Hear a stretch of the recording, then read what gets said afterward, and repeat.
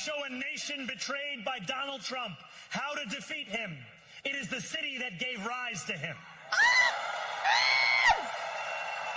And if there is any way to terrify a despot, it is by dismantling the very conditions that allowed him to accumulate power. This is not only how we stop Trump, it's how we stop the next one. So Donald Trump, since I know you're watching, I have 4 words for you. Turn the volume up. Has not worked. I tend to doubt it's going to work this time. Did you see his victory speech? No, it's literally never worked. Yeah, I thought it was a very angry speech, certainly angry toward me, and I think he should be very nice to me. You know, I'm the one that sort of has to approve a lot of things coming to him, so he's off to a bad start. At one point he says, turn the volume up.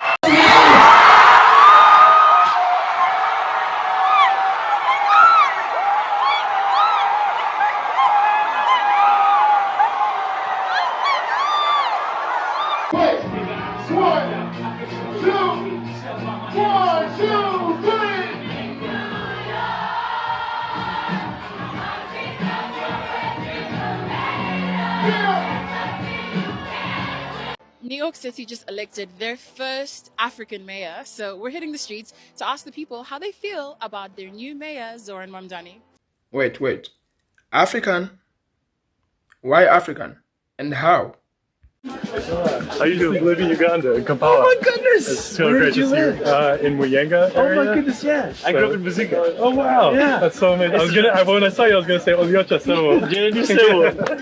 Great to meet you, man. Oh my goodness! Good luck. Amazing. Thank you so much. It feels refreshing, you know? For my generation, it feels like a new start. Yeah, very, very, very proud. It's the first of its kind. You know, I think he's going to make a change because he's young. He got new ideas. We need some new ideas. We go with the old. They're going to do the old same thing. So it's history. So in that essence, you know, congratulations to the brethren. Really hopeful and excited for what our new mayor is going to bring.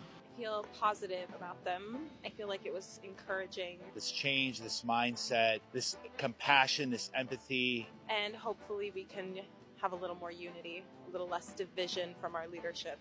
It's something much needed right now in these dark times. We just hope as this dim down, his policies still stay into play. But nonetheless, it's a win. It's a win. So very optimistic. For sure. That's like I said, that's history right there. I think it's great. I think it's great to represent, of course, and New York is a very diverse place. I come from a background of immigrants, so for me it's a portrayal of what my beliefs are. It just lets you know the feats and what could be accomplished with hard work and dedication and community. He was definitely in these streets doing his promotion, so the work paid off. So congrats to the mayor. Trust the words of the ancestors, you know? And they seem to come too clear with black people. Definitely affordability, the housing, I think is important. I think minimum wage, the increase there is also really good. Lowered rent, that would be great. Or lowered, you know what, grocery prices. Because the city I was living in before was a lot cheaper than this. I was quite shocked. I'm looking forward to health care. That's most important with me because I'm over 60. And health insurance is like $150 now. It's going to be up to over $400, and I can't afford it. I know, and the rent is insane. You know, and it's just the groceries. And I'm a single person, and it's a lot. And the public safety. It's getting very expensive. So just living situations. I hope that could get tightened up within the next couple of years. Yeah. Democratic Socialist Muslim mayor in New York. What's going to happen next? Woke Sharia is about to be implemented as of tonight. That's what we're doing. How are you? How do you feel about ZOHRAN winning? I feel good. I'm happy for him. I wish the best of luck for him, for New York, for the people in New York. Mayor Bill, how do you feel about the win today? Amazing. It's stunning, and it's going to change New York City for a long, long time. Do you have hope for the future? A ton of hope. I think it's an amazing, amazing moment. You think he can get these things done? I think he can get a lot of it done. Bill de Blasio, guys. Who's Bill de Blasio? Mehdi Hassan, how are you? How you doing? Good, man. How do you feel? Do you know how much trouble you got me with the last clip? You see that? How do you feel about Mamdani winning? I'm very happy. New York got a new mayor. This dude is going to change the city for the better, you know what I mean? What's your favorite promise? UPK. I got 4 kids, man. And I had to leave New York because I had 4 kids and I couldn't afford to put them in daycare. Anything that is good for families, that's good for raising kids, raising your family. If you're a real New Yorker and you want to raise your kids in New York City, it's possible. Freeze the rent. Freeze the motherfucking rent. Let's go. Thank you, bro. And I just want to say thank you for showing us the reality of what was happening in Gaza. Yeah, that's my home. What do you expect more, less from me? And what do you hope for, Mamdani and turning the tide on people not afraid to criticize Israel? I don't care about them criticizing, I care more about them knowing the truth and not afraid to say it out loud. Free Palestine. Free Palestine always. I'm here in Tel Aviv to ask the people here if they know who Zohran Mamdani is and what they think of him. Do you know who Zohran Mamdani is? Yes. And what do you think of him? I think I'd prefer for him not to be the mayor. I see online in the news some worrying things that come from his side. And it's also a bit worrying all the support that he's getting. I don't know what it means for the Jewish population, especially in America, but I don't know, it's kind of scary. For example, I saw an interview that he did online, almost a promotional video, and he's going into shops, and in the background in one of the shops is a Palestinian flag. And I feel like, did he think that maybe people wouldn't notice? It felt very intentional, kind of making it known what side he stands with. I don't know if someone who's about to be in charge of a very powerful city should maybe be influencing the population like this. Do you know who Zohran Mamdani is? Yeah, I know he is. He's been elected last night to be the mayor of New York. And how do you feel about him winning? I don't think he's good for us, for the Israelis, or for the Jewish. I know from my close friends who lives in New York that some of them are considering moving to other places. I think it's extreme. It's not suitable for New York, for the culture, for the openness of what New York is about, even artistic-wise. I'm an artist, that's why I'm saying that, and I think it's a bad choice. I've heard about him, but I don't really know anything about him. I only know that he's not a fan of us. I don't know a lot about him, but I know he's not a big fan of Israel, and I hope everything is going to be okay. If you want to see what congressional Democrats wish to do to America, just look at the result of yesterday's election in New York, where their party installed a communist as the mayor of the largest city in the nation. And now let's see how a communist does in New York. We're going to see how that works out. And we'll help him. We'll help him. We want New York to be successful. We'll help him a little bit, maybe. But now the Democrats are so extreme that Miami will soon be the refuge for those fleeing communism in New York City. They flee. They flee. Where do you live? New York City, but I'm trying to leave because I don't want to live in a communist regime. I hope it works out for New York. I love New York. I love New York.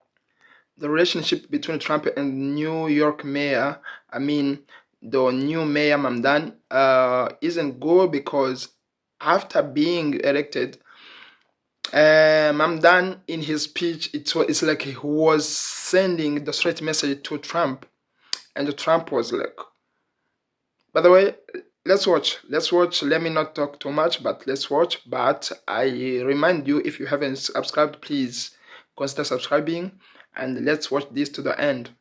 My friends, we have toppled a political dynasty. If anyone can show a nation betrayed by Donald Trump how to defeat him, it is the city that gave rise to him. And if there is any way to terrify a despot, it is by dismantling the very conditions that allowed him to accumulate power. This is not only how we stop Trump, it's how we stop the next one.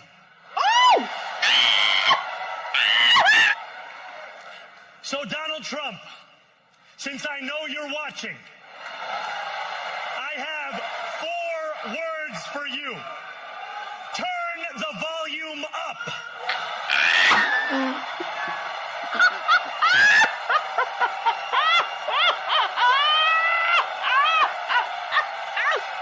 The billionaire class has sought to convince those making $30 an hour that their enemies are those earning $20 an hour. They want the people to fight amongst ourselves so that we remain distracted from the work of remaking a long broken system. We gotta watch out for him. refuse to let them dictate the rules of the game anymore. They can play by the same rules as the rest of us. The conventional wisdom would tell you that I am far from the perfect candidate. I am young, despite my best efforts to grow older. I am Muslim. I am a democratic socialist. That's right! That's right! And most damning of all, I refuse to apologize for any of this. That's right! That's right! That's right! That's right! Yep. I wish Andrew Cuomo only the best in private life. But let tonight be the final time I utter his name as we turn the page on a politics that abandons the many and answers only to the few.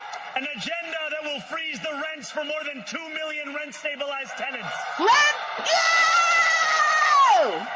Make buses fast and free. Hell yeah! And deliver universal child care across our city. Let's go! Years from now, may our only regret be that this day took so long to come. Damn. Here, we believe in standing up for those we love. Whether you are an immigrant, a member of the trans community, one of the many black women that Donald Trump has fired from a federal job. Let's go! A single mom still waiting for the cost of groceries to go down. Or anyone else with their back against the wall. Your struggle is ours too. And we will build a city hall that stands steadfast alongside Jewish New Yorkers and does not waver in the fight against the scourge of anti-Semitism. That's right. Let them know. Where the more than 1 million Muslims know that they belong. That's right. Let them know. No more will New York be a city where you can traffic in Islamophobia and win an election. Woo!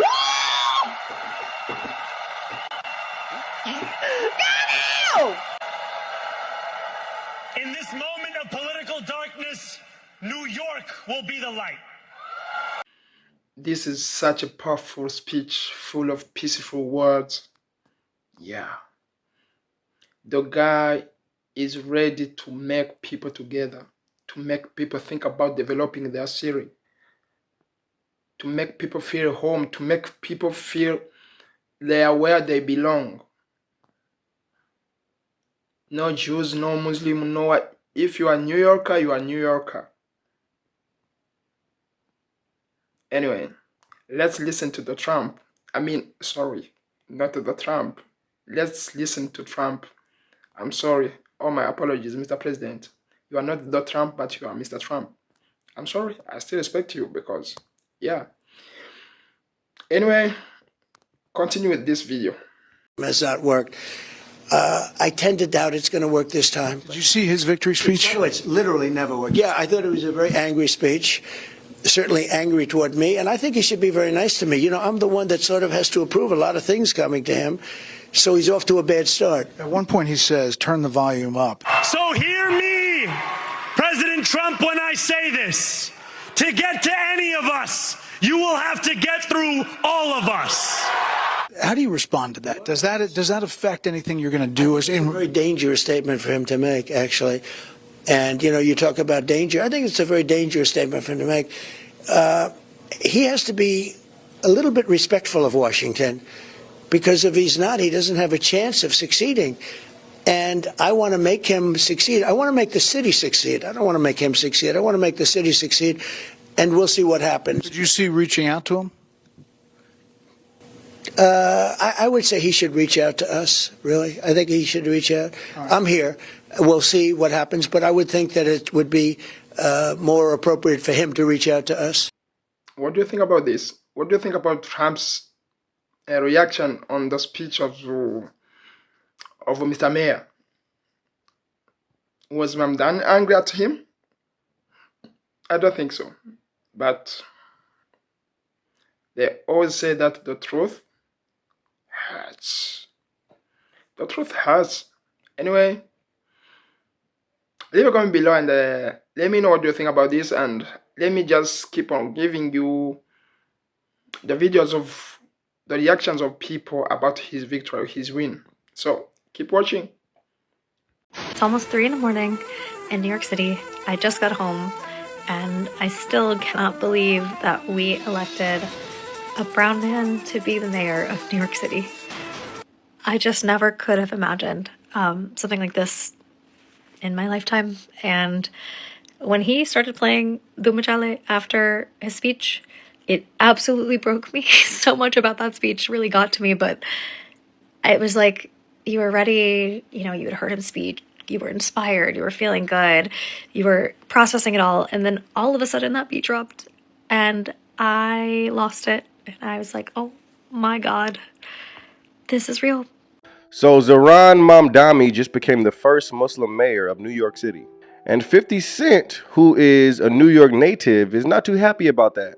In fact, he just posted this on his Instagram, saying, "Rest in peace to New York City." Many wonder why he isn't too happy. Well, this is the reason. To address 50 Cent. And he's a critic. He's a critic of high taxes. But let me tell you. Go ahead and then we'll play it. Go ahead. I didn't even know what my salary would be until I opened up Instagram and I saw this thing, which was like 50 Cent offers Mamdani X amount of money. Yeah. I was like, that's a very specific amount of money. And I was like, oh my God, so now we'll do this in reverse order. Sorry. He said, I'll give you $258,000 and a first class one-way ticket out of New York. That's what you're referencing. So you know that. Here's what you did say, though, in a serious kind of policy radio interview. Let's take a look. And I know if 50 Cent is listening, he's not going to be happy about this. He tends to not like this tax policy, but I want to be very clear. This is about $20,000 a year. It's a rounding error. And all of these things together, they make every New Yorker's life better, including those who are actually getting taxed. What do you say to him now where, by the way, he has moved out of the city, but he's a classic New Yorker. I'm sure you like some of his songs. Oh, man. It's actually tough for me in that way. So where does this debate go? Incredible songs. Because his argument, and it's fun, but it's also what we hear from certain people. His argument is there are a lot of people in New York who make a lot of money because they contribute a lot, and you're going after them. What do you say to him tonight? You know, what I would say to you, 50, if you are indeed watching, or anyone else who's watching this show, is I continue to think that having the top 1% of New York City, who are making more than $1 million a year, having them pay 2% more for an economic agenda that would transform every New Yorker's life, including their own, is something that is worthwhile. And the reason I say including their own is when you see a city like ours that is underfunding its city agencies, that is pulling back on the most basic things like library services and trash cans, everybody feels the knock-on effects of that. And my job as someone who believes deeply in the public sector is to ensure that we're delivering public excellence. And that means every dollar that we raise, I want to be able to prove to you that it's every dollar that's being well spent. That's the relationship there. And I do have to say, even though we have a disagreement on tax policy, every time I get a death threat, I still listen to Many Men. It's true. Well, you take Many Men for motivation. I was going to say your answer sounds a little bit like clickety-clank, clickety-clank, the money goes into my piggy bank. Wow. And if we had more time... So that's why 50 Cent is not too happy with this decision. Because ZOHRAN wants to take more money out of the pockets of people who are pretty much funding New York. That's not my issue. My issue is the different agendas that is being pushed by ZOHRAN. The different godless agendas. He wants to push transgenderism. He wants to push the alphabet situation. He wants to make prostitution legal. There's many different things that are just godless that I don't rock with. But hey, New York's seen something different. I guess we'll see over the next 4 years, New York? The victory of ZOHRAN MAMDAN, the young lad who was elected as the mayor of New York, presents the world with significant lessons. And here are the lessons that I derive from the victory of a 34-year-old immigrant Muslim brown guy from Uganda who was elected the mayor of New York last night.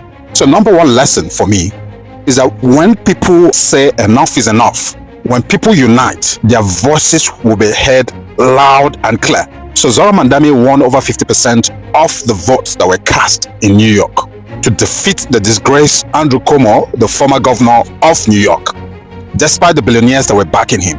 So the unity of the people is more than billions and trillions of dollars that these billionaires can throw at an election. That's a significant and a loud and sound message. And I wish the Democrats in the United States can exploit this new discovery. They don't have to be beholden to and be subservient to foreign nations against their own citizens.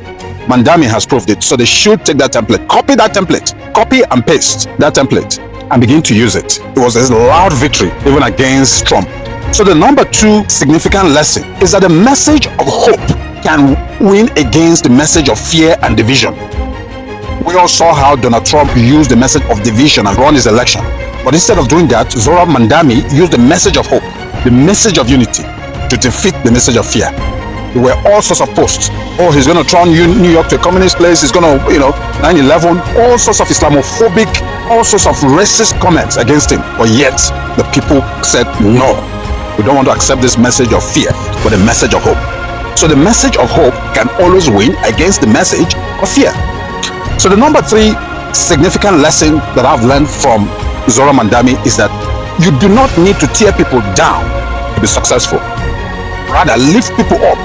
Show them that they can do it. They can succeed. Together, we can move mountains. That was the message of Zohran Mandami. Contrast that to the message of Donald Trump. Immigrants are criminals. Mexico is sending the worst people. Blah, blah, blah, blah, blah. Now look at it. So Democrats and all politicians around the world copy and paste this template. It works. We all need to unite. In Africa especially. Stop all the religious sentiments, tribal sentiment. That is what has kept Africa down. Take Nigeria for example. Nigeria should be a giant of Africa, a force to be reckoned with, a force that should be pushing Africa forward on the global stage, participating in those decisions that affect African lives.